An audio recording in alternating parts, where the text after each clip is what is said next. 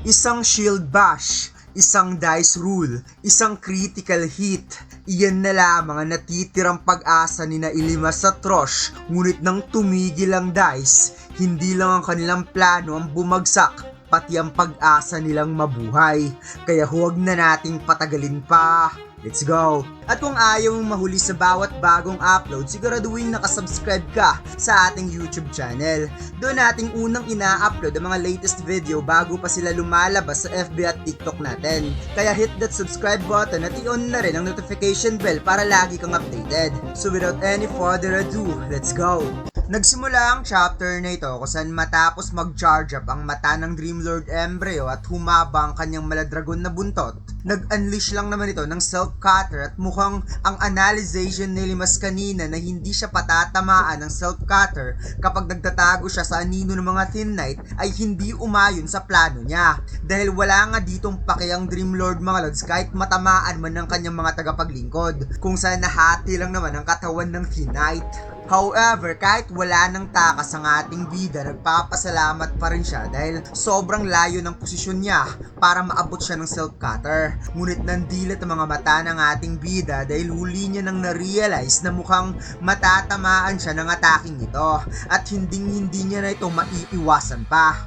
Buong lakas na sinalag ni Limas ang self-cutter gamit ang kanyang Demon's Rage Shield at sa sobrang lakas ng ataking ito mga lods ay parang sinalag ni Limas ang isang napakabigat na bagay na ginamit nga niya dito ang kanyang dalawang kamay upang pigilan lang ang ataking ito at napasigaw pa ng todo na parang ibinuhos niyang lahat niyang natitirang lakas malabanan lang ang ataking ito. Napangiti ang Embryo matapos ang ataking yon at may kumabong sa dingding na talaga namang ikinatuwa ng Dreamlord. Samantala, habang nakikita ni Limas sa mga Thin Knight na papunta sa kanya, blurred niya itong nakikita at nararamdaman niyang parang unti-unti na siyang mawawala ng malay. Tumitibok na rin ang kanyang puso ng sobrang bilis at ang kanyang mga paa ay hindi niya na maigagalaw. At dito ay pinakitang tumalsik si Limas mga lods sa dingding at nagkaroon ng abnormal status stun effect. Wika ni Limas na ngayon ay alam niya na kung ano ang pakiramdam na magkaroon ng stun sa isang death sentence na sitwasyon. Baka dahil ang rason kaya nangyari ito sa kanya ay dahil laging mababa ang kanyang base luck stats at mukhang isang malaking pagkakamali ang ginawa niya na pinaalis niya si Rosh. Hinayaan na lang sana niya si Rosh na manatili muna dito. Naubusan tuloy siya ng swerte at parang ito na ang magiging katapusan niya. Handa na ang Thin Knight para tapusin si Limas, ngunit sa mismong atake ng Thin Knight ay bigla na lamang may humila kay Limas na sobrang ikinagulat ng ating bida dahil bigla pala siyang hinila ni Rosh na napasabing sobra ako nagpapasalamat na sinabi mo yun Sir Limas. Wala na masihigit pang magpapasaya sa kanya ang marinig na kailangan ni Sir Limas ang kanyang serbisyo. Kaya ang ating bida ay gulat nang nakita si Rosh at bumalik ito para sa kanya at makikita natin dito mga lods ang panginginig ng katawan ni Rosh na kahit natatakot siya sa sitwasyong kinalalagyan nila ngayon, buong buo pa rin ang kanyang loob. Agad na ginamit ni Rosh ang kanyang dupe illusion upang lituhin ang dalawang Thin Knight at nang maharangan ng mga ito papunta sa kinalalagyan nila. Inis na napatanong si Limas kung bakit nandito si Rosh dahil sinabihan niya na itong dalhin ng dalawang sugatan at tumakas na lamang. Umiyak si Rosh na sinabing diretso lang naman ang daanan palabas ng lugar na ito at hindi niya rin nararamdaman na susunod sa kanya si Sir Limas. Kaya initid niya muna ang dalawa sa ligtas na lugar at pagkatapos ay agad siyang bumalik upang matingnan ang kalagayan ni Sir Limas. Dagdag pa ni Rosh na si Sir Limas mismo ang nagsasabi na agad itong tatakas kaya nagtataka siya kung bakit pa nito pinapahirapan ng sarili sa mga halimaw. Wika ni Limas na dahil ito sa sarili niyang pride kaya nakikiusap siya na umalis at tumakas na kagad si Rosh sa lugar na ito. Ngayon din, subalit sinabi ni Rosh, hindi, ikaw ang makinig sa akin. Wika niya na mayroon din siyang sariling pride at yan ang rason kung bakit mananatili siya dito kasama ni Sir Limas. Dagdag pa niya na si Sir Limas ang nag-iisang taong nagligtas sa kanya. Iniligay mismo ni Sir Limas sa linya ang kanyang sariling buhay para lang makawala siya sa pagkagapos ng iba. At si Sir Limas mismo ang nagsabi sa kanya na kailangan siya nito hanggang sa susunod nilang mga laban. Kaya ngayon hindi niya tatakasan ng kanyang ng buhay at iiwan ng nag-iisang taong nagligtas at handang magpakamatay para sa buhay niya. At mas mabuti pang tumigil na lamang siya sa pangarap niya na maging isang adventurer kaysa sa gagawin niya mga bagay na yon. Kaya si Limas ay nashock na lamang nang narinig ang lahat ng sinabi ni Rosh para sa kanya. However, sinabi ni Limas na kahit na ganun, sa tingin niya, hindi nagagana ang paraan ng pag-atake ni Rosh laban sa halimaw na ito. Dahil kahit silang dalawa ay wala silang long distance range attack na pwede nilang ipanglaban sa Dreamlord. Kung kaya't sinabi ni Rosh kay Ilimas, ganun ba? So sumusuko ka na lamang dahil pareho tayong walang long range attack power. At ipinapaalala dito ni Rosh na si Sir Ilimas mismo ang naniniwala sa kakayahan niya kahit siya mismo ang sumusuko para sa kanyang sarili. Kaya muli nga ditong nagulat ang ating bida na para bang ipinamukha sa kanya ni Rosh ang mga salitang binitawan niya nung una nilang natalo ang Golden Rana na patuloy nilang suportahan ng isa't isa hanggang sa mga susunod pa nilang pagdaan ng laban. Sinabi ni Rosh na muli nila itong gagawin. Gusto niyang pagkatiwalaan siyang muli ni Sir Ilimas sa pagkakataong ito. Kaya si Ilimas na nagulat ay unti-unti nang napapangiti nang na-realize na ngayon ay nakuha niya na at napagtanto niyang mas kahanga-hanga pala si Rosh kaysa sa inaasahan niya. Kung kaya't muling sinabi ng ating bida na ngayon siya ay umaasa kay Rosh. Kailangan niya ang lakas ni Rosh para talunin ang mga halimaw na to. Pababagsakin nila ang embryo na magkakasama. At si Rosh naman ay napasabing gagawin na natin to, Sir Ilimas. Hinarap ng dalawang natitirang Thin Knight habang ang malaking mata ng Dreamlord ay unti-unti namang nagbubukas. Ngunit ang isang Thin Knight ay mabilis na sumugod sa kanila kung kaya't si Limas ay hindi na nagdadalawang isip na simulan kaagad ang laban at ito na ang oras upang haharapin niya ang mga ito at makikipagsabayan since dalawa na laban sa tatlo ang labang ito. Mabilis na inunahan ng salakay ni Limas ang Thin Knight habang nasa momentum pa ang halimaw papunta sa kanya upang magamit ang kanyang shield bash kung saan isa na namang napakalakas na pagtalsik ang nangyari sa Thin Knight ngunit bigla nga ditong sumulpot sa gilid ang isa pang Thin Knight kaya agad na ginamit ng ating bida ang kanyang espada upang gamitin ng kanyang parry skill at agad nagbigay ng hudyat kay Rosh upang gamitin ang pagkakataong ito para pabagsakin ng isa pang Thin Knight. Kung kaya't ginamit ni Rosh ang kanyang iron piercing knife para tuluyang tapusin ang Thin Knight na ito at napasabi pang kainin mo to, halimaw ka. Nagawang mapalipad ni Rosh at mabutasan ng katawan ng Thin Knight. Kung kaya't sinabi niyang so posible pala, ngayon alam niya na. Magagawa niya palang talunin ng mga halimaw kahit ito ay nasa level 40 pa.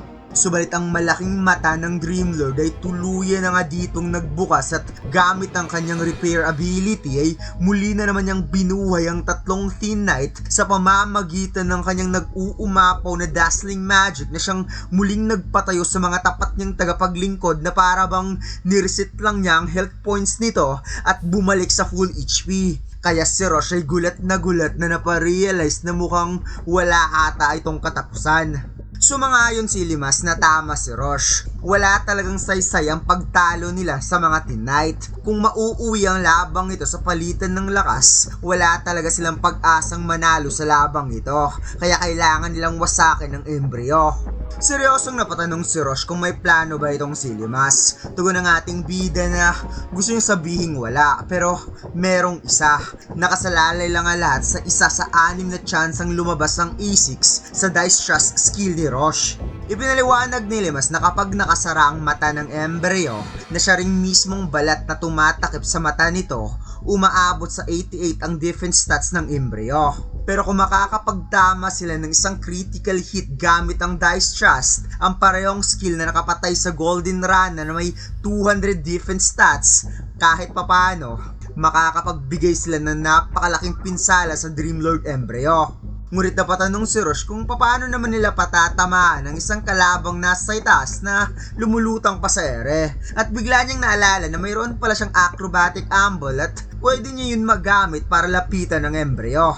Subalit nag-aalala si Limas dahil isa yung napakadelikadong idea dahil posibleng magiging easy target lang si Rosh sa napakamapinsalang skill ng embryo na self-cutter. Kaya tanong ni Rosh na papaano na, ano ang gagawin nila? Sinabi ni Limas na susubukan niyang makipag close quarter combat sa tatlong Team Knight habang si Rosh naman ay susunod sa kanyang likuran. At kapag sapat na silang nakalapit sa mismong kinaroroonan ng Embryo, gagamitin niya ang kanyang shield bash para mapapalipad niya si Rosh sa ere ng sobrang bilis papunta sa Embryo. Ngunit napakadelikadong gagawin nilang hakbang at kapag mabibigo sila sa pagkakataon na yon, wala na silang pag-asa pang makasurvive sa lugar na to. Wika ni Rosh, so ibig sabihin talagang isang paraan lang ang maaasahan nila, which is ang A6 from Dice Trust ng kanyang skill. Kung wala silang ibang pagpipilian, yun pa rin ang paraang pipiliin nila para makasurvive sa lugar na ito. Kung kaya't sinabi ni Rosh na gagawin ko to Sir Ilimas at ipapangako kung makukuha ko ang A6. Kung kaya't agad nga ditong sumugod si Limas mga lods na napasabing umaasa siya kay Rosh. Lahat ng pag-asa na meron siya ay nakasalalay sa swerte na meron si Rosh. Hinarap ni Limas ang tatlong Team Knight at napansin ng ating bida ang pangatlong Knight na nasa likod, kung kaya't iniwasan niya ang dalawa at agad na ginamit ang kanyang Vital Slice sa pamamagitan ng pagdikit ng kanyang espada upang makapag-inflict ito ng malaking damage. Kung kaya't mabilis na nagdash ang ating bida para makalapit kagad sa Dreamlord Embryo at nagbigay ng hudyat kay Rosh na ngayon ay oras na para lumipad, kung saan ginamit naman ni Rosh ang kanyang bilis upang makapatong kagad sa mukha ng shield ni Limas. Kaya walang pagdadalawang isip na ginamit ng ating bida ang shield bash upang paliparin si Rosh ng sobrang bilis sa pamamagitan ng effect ng shield bash. Inisip ni Limas na lahat ay na-execute naman nila ng maayos. Ang kailangan lang niyang gawin ngayon ay magdasal sa Lady Luck. Naalala ni Limas ang laban nila sa pangalawang Golden Rana. 7 beses pang sinubukan ni Rosh bago lumabas ang E6 sa kabila ng napakataas ng luck nito na may 500%. Alam niya na wala namang kwenta mag-aalala sa mga bagay na hindi mo naman kontrolado, but still naniniwala pa rin siyang sa pagkakataong ito papanig sa kanilang chance at sasang-ayon sa kanilang kapalaran. At si Rosh naman ay seryosong pinakawalan ng kanyang last hope attack, ang Dice Trust, habang umiikot ang numero ng kapalaran sa kanyang sandata. Samantala si Limas naman ay todo sa panalangin na sana ay makukuha ni Rosh ang A6 habang minamasdan niya ito sa ere. Kaya nang tumama ang iron piercing knife ni Rosh sa Embryo, nakalaki ng mga mata ni Ilimas na napasabi sa kanyang isipan na please, lumabas ka A6. At bigla na lamang lumabas ang number 4, kung kaya't parang binagsakan ng mundo ang dalawa nang na-realize na hindi ata gumana ang swerte nila. Unti-unting ngumingiti ang Dreamlord na para bang natatawa siya sa pinaggagawa ng dalawa at humalakhak pa ito sa tuwa na para bang tuwang-tuwa siya sa mga nangyayari, habang si Limas naman ay parang kinain na ng kawalan ng pag-asa. At kung ayaw mong mahuli sa bawat bagong upload, siguraduhin nakasubscribe ka sa ating YouTube channel. Doon nating unang ina-upload ang mga latest video bago pa sila lumalabas sa FB at TikTok natin. Kaya hit that subscribe button at i-on na rin ang notification bell para lagi kang updated. So without any further ado, let's go!